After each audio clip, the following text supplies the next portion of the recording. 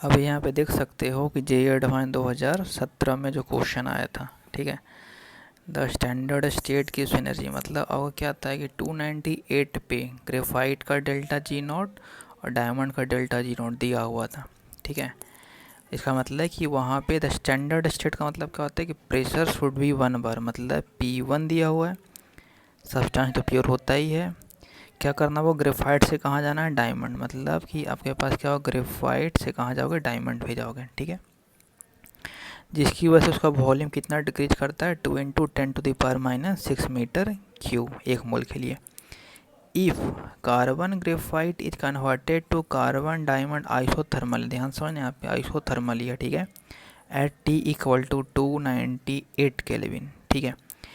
इसका मतलब यहाँ पे क्या हो रहा है कि जैसे ही आप इसका कन्वर्जन कर रहे हो, the pressure at which carbon graphite is in equilibrium with diamond, मतलब क्या प्रेशर यहाँ पे पहले 1 बार था, अब बोल रहा है कि प्रेशर उस टाइम पे इक्विलिब्रियम का क्या होगा। इसका मतलब कि उस टाइम प्रेशर कुछ अलग ही रहा होगा, लेकिन वहाँ उस टाइम पे इक्विलिब्रियम आया है, बट उस टाइम प्रेशर क्या रहा है वो अपने को फाइंड आउट करना है, ठीक है। तो हम लोग देखते हैं इसका सॉल्यूशन कैसे करेंगे, ठीक है।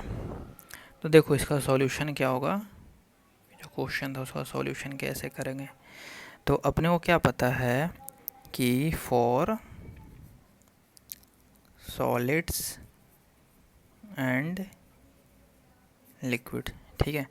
तो सबसे पहले ये बता देते हैं कि ये जो सॉल्यूशन आपके पास, अगर आप रेजोनेंस का देख लोगे या फिर मोशन का देख लो, किसी का भी सॉल्यूशन, तो उसमें दोनों ने ही सॉल्यूशन बताया है, बट ज़बरदस्ती का जिसको बोलते हैं ना कि प्रूफ किया है, आंसर जैसे तैसे मिलाया है, वही किया है, ठीक है।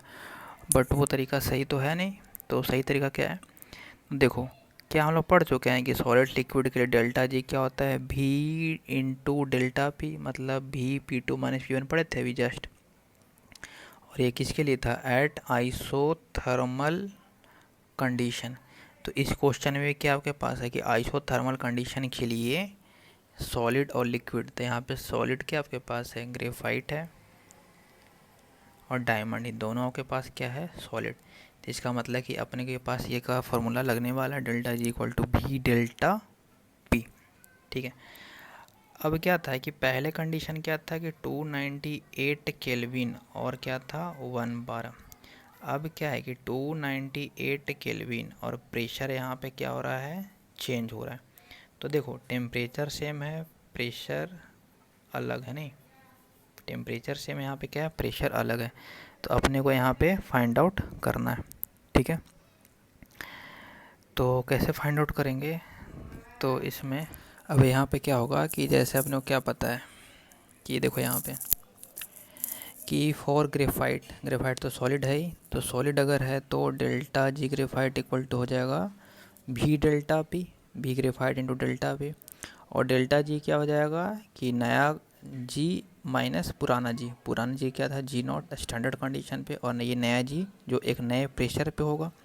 उसी तरीके से डायमंड के लिए क्या हो जाएगा, delta G diamond equal to V delta P, V मतलब volume of diamond into delta P, जहाँ पे डेल्टा जी का मतलब क्या होगा, नया जी माइनस पुराना जी, तो पुराना जी नॉट। अब 1 - 2 कर दो तो क्या हो जाएगा, delta G G R minus delta G D I equal to V graphite minus V D I delta P. Value रख दो, तो इसकी वैल्यू क्या लिखी है कि वॉल्यूम जो है वो घट जा रहा है, कितना घट जा रहा है, 2 × 10⁻⁶ घट जा रहा है, ठीक है। तो यहाँ पे रख दिए, तो ध्यान देखना यहाँ पे मीटर क्यूब पर मोल है, और यहाँ पे P2 - 1, और ये 1 क्या था तुम्हारे पास, बार, ठीक है।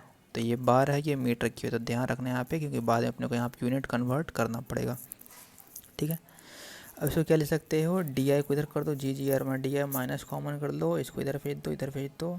वैल्यू इसका 0 दिया है, इसका 2.9 किलो जूल दिया है, इंटू 10⁻³ कर दो जूल में कन्वर्ट करने के लिए। ये मीटर क्यूब था ही, ठीक है।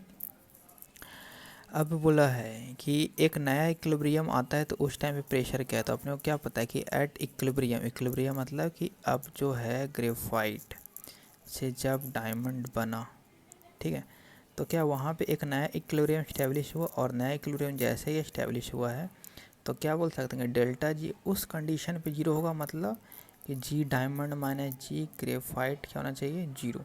तो वही यहाँ पे किया है, जी ग्रेफाइट में जी डायमंड 0, तो इसकी वैल्यू 0, तो यहाँ पे 0 रख दोगे तो आपके पास क्या हो जाएगा, सब कुछ वैल्यू यहाँ पे रख दोगे तो यहाँ पे क्या आ जाएगा प्लस P2 माइनस 1।